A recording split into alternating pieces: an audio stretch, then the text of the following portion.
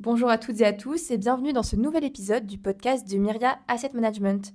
Après vous avoir quitté en juillet, nous sommes très heureux de vous retrouver pour faire le point sur les événements qui ont marqué l'été 2025. Un été relativement calme sur les marchés, mais marqué par plusieurs chocs géopolitiques, le déploiement de sous-marins nucléaires par Donald Trump près de la Russie, la poursuite du conflit israélo-palestinien et la fermeté de Vladimir Poutine face aux appels au cessez-le-feu. Sur le plan économique, le bras de fer inattendu entre Donald Trump et la gouverneure de la Fed, Lisa Cook, a eu peu d'effet, contrairement au discours très accommodant de Jérôme Powell à Jackson Hole qui a affaibli le dollar.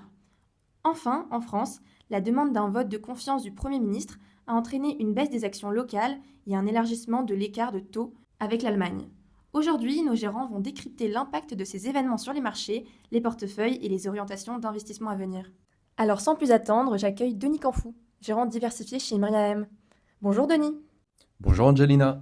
Pour commencer, comment les marchés actions et obligataires ont-ils évolué cet été?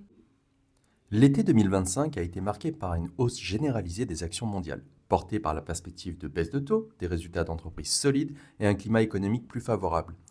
Aux États-Unis, les indices ont progressé avec une surperformance des small caps, tandis que l'Europe a bénéficié de l'élan cyclique et d'une embellie en Allemagne. Le Japon a enregistré un rallye exceptionnel, avec de nouveaux sommets historiques, et les marchés émergents ont surperformé grâce à la faiblesse du dollar et à l'assouplissement monétaire dans plusieurs économies. Sur le marché obligataire, les taux souverains ont reculé, favorisant les obligations d'État, tandis que les obligations d'entreprise ont profité d'un regain de demande, en particulier pour le crédit investment grade et high yield, reflétant un appétit pour le rendement dans un contexte de conditions financières plus souples. Du côté des matières premières, quelles dynamiques ont retenu ton attention? Reflétant les incertitudes économiques, l'or a posté une nouvelle hausse de 4,8% au mois d'août, portant ainsi la performance de cet actif refuge à plus de 30% depuis le début de l'année. Du côté de l'énergie, le WTI, donc le pétrole, passe de 69 à 64 dollars le baril, les facteurs baissiers l'emportant sur les facteurs haussiers. Parmi les facteurs haussiers, on retient une baisse marquée des stocks américains, une attente de soutien monétaire suite au discours de Jérôme Powell à Jackson Hole, laissant entrevoir une baisse des taux dès septembre, ce qui soutiendrait la demande, les tensions géopolitiques, avec le conflit Russie-Ukraine sans avancée diplomatique, l'intensification des frappes ukrainiennes contre les infrastructures pétrolières russes, hausse de l'essence en Russie, perturbation temporaire du pipeline. Des positions spéculatives internationales également rentrent en compte avec une hausse des positions longues sur le Brent. Parmi les facteurs baissiers, nous avons la fin de saison estivale de conduite aux États-Unis réduisant la demande. Sur l'offre de l'OPEP+, on a des anticipations d'une nouvelle augmentation de production à la réunion du 7 septembre. On a également le contexte macroéconomique qui rentre en compte avec le relèvement des droits de douane par l'administration Trump. Nous avons des craintes sur la croissance mondiale et la demande de pétrole. Nous avons également la réduction drastique des positions nettes longues sur le pétrole américain WTI. On parle souvent d'inflation globale et d'inflation corps aux États-Unis. Peux-tu nous rappeler la différence entre les deux et surtout, où en est-on actuellement sur ces indicateurs? L'inflation globale, ou headline inflation, c'est l'inflation totale mesurée par les indices de prix à la consommation. Elle inclut tous les biens et services, alimentation, énergie, logement, santé, transport, etc. Elle reflète donc directement le coût de la vie tel que ressenti par les ménages. Mais elle peut être très volatile, car des postes comme l'énergie, le pétrole et le gaz, ou l'alimentation peuvent varier fortement d'un mois à l'autre. L'inflation corps, ou l'inflation sous-jacente, c'est l'inflation corrigée des éléments volatiles, en général hors alimentation et énergie. Elle sert à mesurer la tendance de fond de l'évolution des prix. Les banques centrales, comme la Fed ou la BCE, s'y intéressent particulièrement car elles donnent une meilleure idée des pressions inflationnistes structurelles liées aux salaires, aux loyers, aux services. Actuellement, l'inflation globale continue de baisser progressivement, mais l'inflation sous-jacente reste sur un niveau supérieur à la cible des principales banques centrales. En Europe, le CPI Core est de 0,3% au-dessus de la cible de la BCE à 2,3%. Mais les anticipations d'inflation s'ancrent bien autour des 2,1%. Aux États-Unis, le core est à 3,1% et le global est encore à 0,7% au-dessus des 2%. Mais les anticipations sont stables à 2,4%. À noter que les nouveaux droits de douane américains vont pousser à la hausse l'inflation aux États-Unis. Est-ce que l'impact des tarifs douaniers de Donald Trump se ressent sur les chiffres de l'inflation? En l'espace de quelques mois, Donald Trump a relevé les droits de douane moyens appliqués par les États-Unis au reste du monde de 2,5 à 17%, selon l'état actuel des négociations. Si l'incertitude demeure importante quant à l'issue du processus, les premiers effets de ce choc commercial commencent déjà à se matérialiser. Plus en détail, sur les droits de douane, les États-Unis appliquent des taux modérés pour les alliés stratégiques, Royaume-Uni 10%, Japon, Union européenne, Corée du Sud 15%, Indonésie 19%. Des taux plus élevés pour les pays qui sont en désaccord politique avec Washington, à l'image du Brésil. Le motif, c'est l'accusation de Donald Trump d'une chasse aux sorcières contre Bolsonaro, poursuivi pour tentative de coup d'État après sa défaite de 2022. Nous avons le cas spécifique du Canada, des droits de douane de 35% sur les produits non couverts par l'accord de libre-échange nord-américain. Les motifs avancés, c'est un manque de coopération dans la lutte contre l'entrée du fentanyl et d'autres drogues aux États-Unis, mais également des mesures de représailles canadiennes face aux droits de douane américains. Pour le moment, l'inflation est peu impactée, car les entreprises avaient anticipé et fait des stocks. C'est maintenant qu'on risque de voir une hausse des prix suite aux tarifs douaniers. Donc, affaire à suivre. L'intelligence artificielle reste un moteur de croissance pour certaines valeurs. Penses-tu que cet engouement est toujours justifié ou commence-t-on à atteindre des valorisations excessives? Pourquoi on parle de bulle IA aujourd'hui? On a des valorisations extrêmes, effectivement, à l'image de Nvidia, qui a vu sa capitalisation dépasser les 4 000 milliards de dollars en 2025, avec une croissance uniquement portée par la demande de GPU pour l'IA. On a un narratif qui est dominant, qui est l'IA est vue comme une révolution industrielle, comme Internet ou l'électricité, ce qui attire des flux massifs. On a également des startups survalorisées. Certaines boîtes d'IA lèvent des milliards sans business model clair, uniquement sur la promesse d'un futur marché. On pourrait faire un parallèle avec la bulle que nous avons vécue dans les années 2000, la bulle .com. Tout d'abord, nous avons des leaders solides. Contrairement à 2000, les acteurs dominants, Microsoft, Alphabet, Amazon, Nvidia, Meta, génèrent d'énormes profits et ont des usages concrets de l'IA. Copilot, ChatGPT, Gemini, Cloud.ia, etc. On a une adoption réelle. L'IA est déjà utilisée massivement en entreprise, en générative, en productivité, en automatisation. En 1999, beaucoup de sociétés Internet n'avaient pas encore de clients. Alors, où se situe le risque? Sur les leaders, effectivement, un ralentissement brutal de la demande de GPU ou une saturation du marché pourrait provoquer une forte correction, mais pas une faillite. Sur les startups, les valorisations des petites sociétés d'IA sont très fragiles. Beaucoup risquent de disparaître comme 90% des .com. Des risques sur les investisseurs, car la concentration des indices crée une vulnérabilité. Une déception sur l'IA toucherait tout le marché. En résumé, oui, il existe une bulle spéculative sur l'IA, mais son éclatement ne ressemblerait pas à 2000. Ce serait un écrémage, pas une situation de destruction totale. Les gagnants resteront très puissants, mais certaines valeurs secondaires pourraient s'effondrer. Merci beaucoup, Denis. Avec plaisir. J'accueille maintenant Nicolas Brice, conseiller du fonds Hudson Blue Chips. Bonjour Nicolas. Bonjour Angelina. Quel enseignement tires-tu des publications de résultats de sociétés américaines cet été? Y a-t-il des signaux positifs ou d'alerte selon toi? Eh bien, malgré les incertitudes géopolitiques et économiques actuelles, les grandes sociétés américaines ont publié cet été des résultats plutôt bons, voire très bons. D'après FactSet, 81% des entreprises du S&P 500 ont enregistré un chiffre d'affaires au-dessus des attentes au deuxième trimestre, et les bénéfices par action ont progressé de presque 12% en moyenne. Pour les fameux 7 magnifiques, la croissance des profits atteint même 26,6%, soit plus de 10% au-dessus du consensus. Mais beaucoup d'autres sociétés ont également dévoilé d'excellents résultats, comme les spécialistes des voyages Booking Holdings, les réseaux de paiement Visa et Mastercard ou encore l'agence de notation de crédit Moody's. Attention cependant, car le niveau actuel des droits de douane n'était pas encore implémenté au deuxième trimestre, et beaucoup d'incertitudes demeurent sur les conséquences à moyen terme pour l'économie américaine. Par ailleurs, le niveau de valorisation du marché US incite aujourd'hui à une certaine prudence. Nous avons évoqué avec Denis l'éventualité d'une bulle spéculative sur l'intelligence artificielle.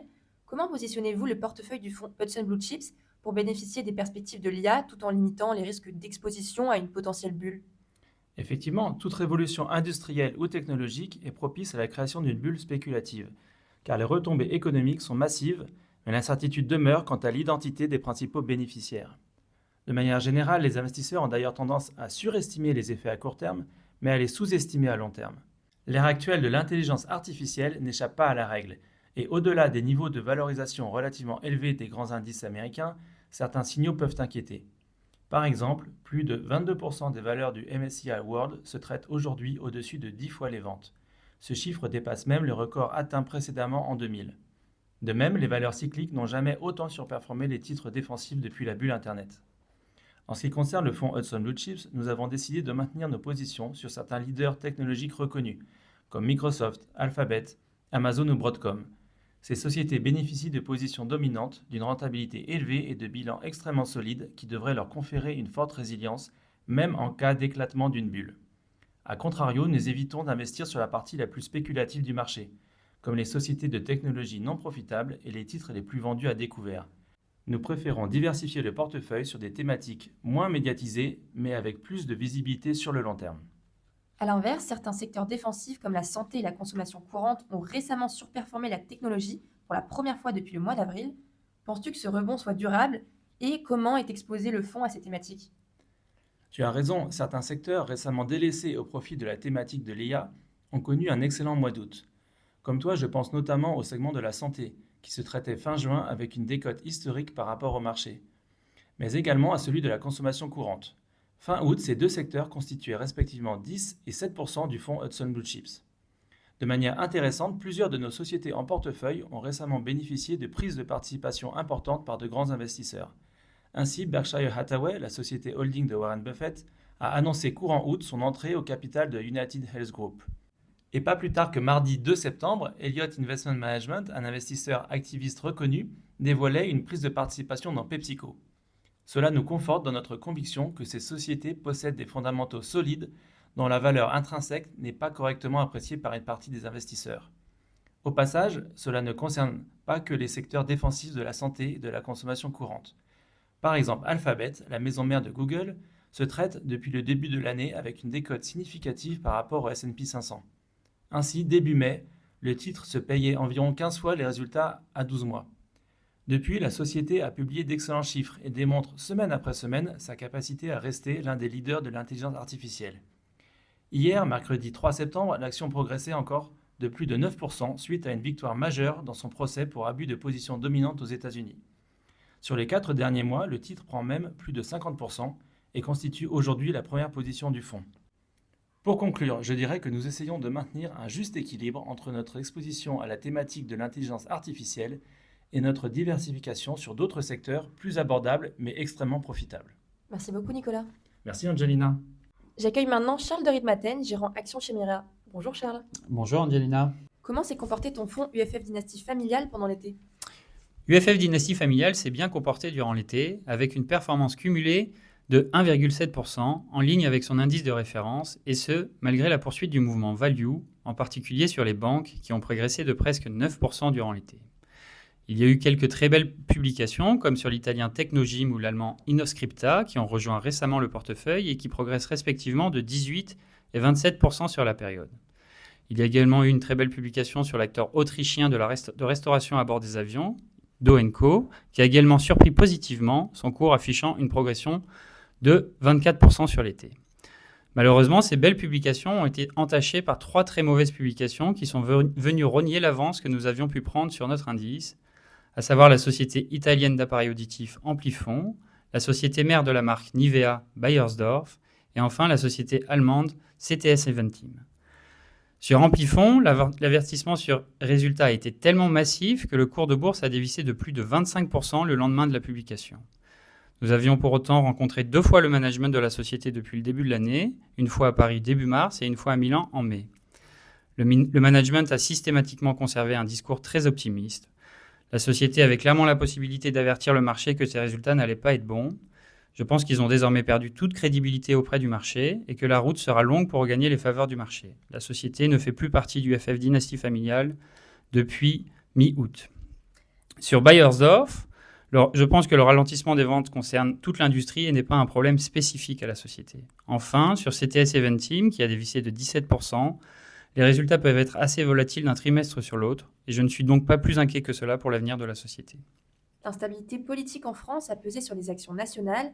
Est-ce que cela a affecté ton exposition à certaines valeurs françaises? Pour le moment, cela n'a pas affecté notre exposition, mais nous avons par contre remis en cause chaque cas d'investissement. Cette valeur française représente 15% du FF Dynastie Familiale, soit 3 points de moins que notre indice de référence, ce qui a été bénéfique pour le fonds jusqu'ici. Parmi ces 7 sociétés françaises, 3 réalisent moins de 10% de leur chiffre d'affaires en France et il n'y a donc pas de sujet. Sur les 4 sociétés restantes, on retrouve des sociétés plus petites et plus domestiques et donc par conséquent plus sensibles à l'actualité locale. Chaque cas est cependant différent. La société ID Logistics, par exemple, par exemple, réalise 27% de son chiffre d'affaires en France, mais pour le compte de clients extrêmement défensifs comme Carrefour, Nespresso ou Amazon. Je pense donc que le risque est assez faible. Les sociétés de conseil Alten ou Wavestone, quant à elles, réalisent respectivement 33 et 52% de leur chiffre d'affaires en France. Le risque est donc plus important. Surtout que les sociétés de conseil sont très dépendantes de la santé économique de leurs clients. C'est donc sans surprise que ces deux sociétés ont dévissé d'environ 10% depuis l'annonce de François Bayrou sur un vote de confiance. Les niveaux de valorisation de ces deux sociétés sont cependant revenus sur des niveaux très attractifs et j'aurais donc tendance à mettre à profit leur baisse pour renforcer les deux cas d'investissement en fonction de l'évolution de la situation politique du pays, bien entendu. Enfin, il y a une société sur laquelle nous avons plus d'inquiétudes, la société Altarea, active dans le secteur de la promotion immobilière et qui réalise la quasi-intégralité de son chiffre d'affaires en France. Le secteur de la promotion immobilière est un secteur très dépendant de la politique, qui nécessite des mesures de relance, d'incitation fiscale ou de grands plans de logement, par exemple. La situation pourrait donc rester paralysée plusieurs années, raison pour laquelle nous allons suivre de près l'évolution de la situation, comme le discours de la société. Donc si je devais résumer, 3 sociétés françaises sur lesquelles il n'y a pas de sujet, avec moins de 10% de leur chiffre d'affaires réalisé en France, 3 sociétés sur lesquelles il peut potentiellement avoir un sujet, mais dont la valorisation reflète déjà bien le risque, et une société qui pourrait pâtir dans la durée d'un environnement politique instable, représentant 2% du portefeuille. Y a-t-il de nouvelles orientations stratégiques que tu envisages d'intégrer à ton fonds d'ici la fin de l'année ?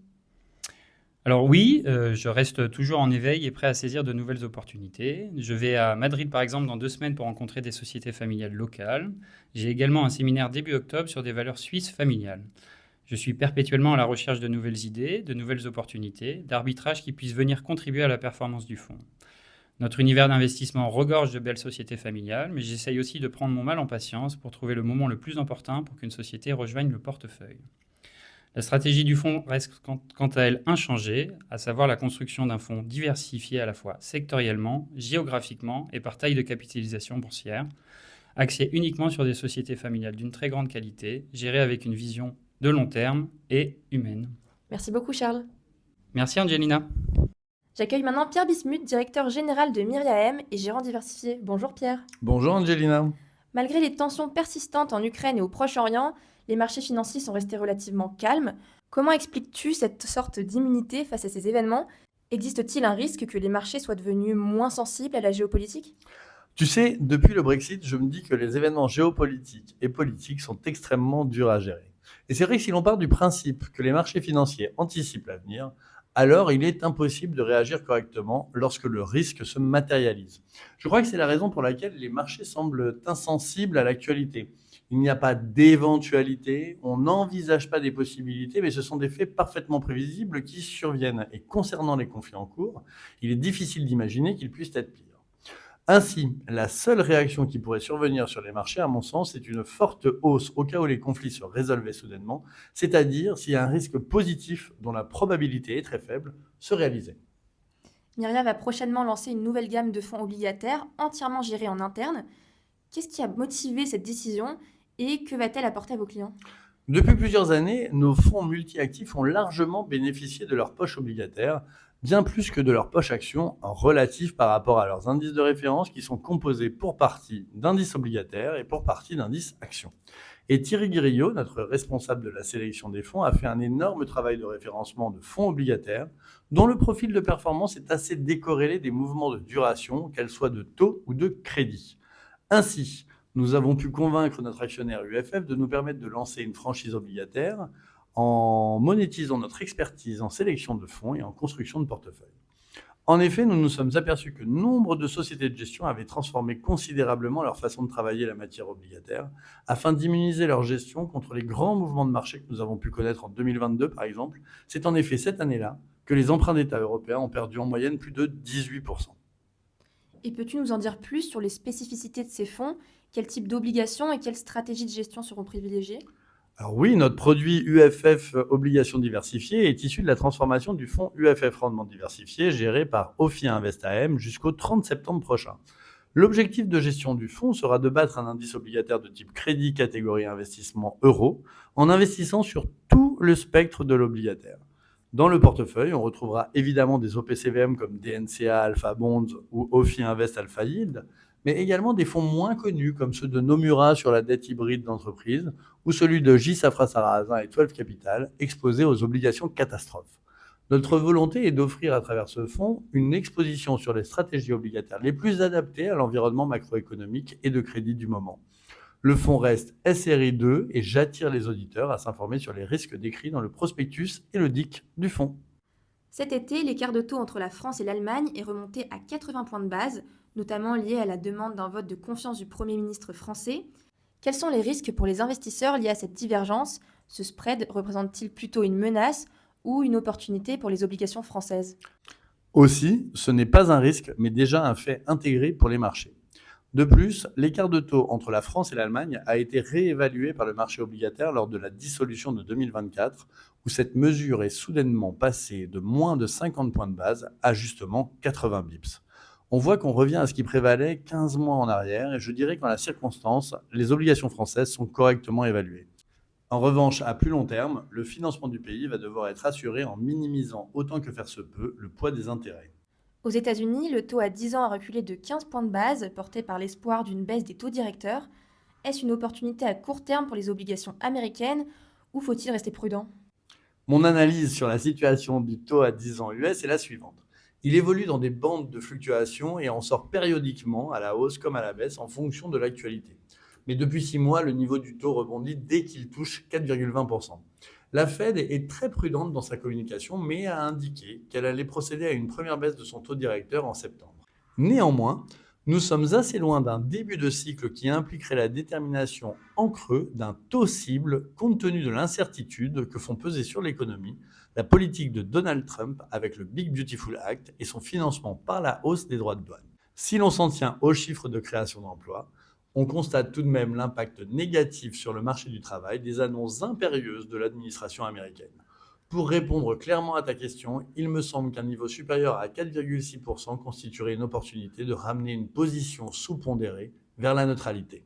Et enfin, dans cet environnement, comment positionnez-vous vos portefeuilles obligataires et quelles poches vous semblent les plus attractives à court et moyen terme ? On ne change pas une construction qui gagne. Optiquement, nous sommes exposés sur ce qu'il est convenu d'appeler des actifs risqués, c'est-à-dire des obligations de crédit au rendement, hybrides corporate ou même émergentes en devises dures. Néanmoins, dans cet environnement où les banques centrales éteignent tout début d'incendie très rapidement, il nous paraît plus protecteur de miser sur le portage offert par les gros coupons obligataires plutôt que sur de la duration, très dépendante de l'actualité. On le voit avec les taux français qui s'écartent tendanciellement de ceux des autres nations européennes et de l'attractivité des autres zones géographiques. En revanche, les formes des courbes des taux peuvent être largement exploitées par des gérants obligataires et cela constitue un gisement de performance non négligeable qu'on retrouvera dans UFF Obligations Diversifiées notamment. Merci beaucoup Pierre. Merci Angelina. C'est la fin de notre épisode. Merci à toutes et à tous de nous avoir écoutés. Nous espérons que ce podcast vous aura permis de mieux comprendre les mouvements de marché de l'été 2025 et les positionnements de nos gérants. On se retrouve le mois prochain pour un nouvel épisode où l'on fera le point sur la rentrée et les perspectives de fin d'année 2025. À bientôt. Ce podcast ne constitue ni une offre de souscription ni un conseil en investissement de quelque instrument financier que ce soit. Les références à des valeurs mobilières spécifiques et à leurs émetteurs sont dans un but unique d'illustration et ne doivent pas être interprétées comme des recommandations d'achat ou de vente de ces valeurs. Les analyses mentionnées dans ce podcast représentent le point de vue de Myria Asset Management quant aux tendances des marchés financiers qui sont fondées sur les conditions actuelles de ces marchés. Elles sont émises à la date d'enregistrement et sont susceptibles d'évoluer. Toute souscription ne peut être effectuée qu'après la lecture de l'ensemble de la documentation réglementaire des fonds tenue en permanence sur notre site internet qui détaille notamment les principaux risques de l'investissement, la durée de placement recommandée et les frais appliqués. L'écoute de ce podcast ne vous dispense pas de consulter vos propres conseils afin de vous permettre de vous forger une opinion sur l'adéquation du produit à vos objectifs d'investissement et votre situation. Et enfin, les performances passées ne préjugent pas les performances futures.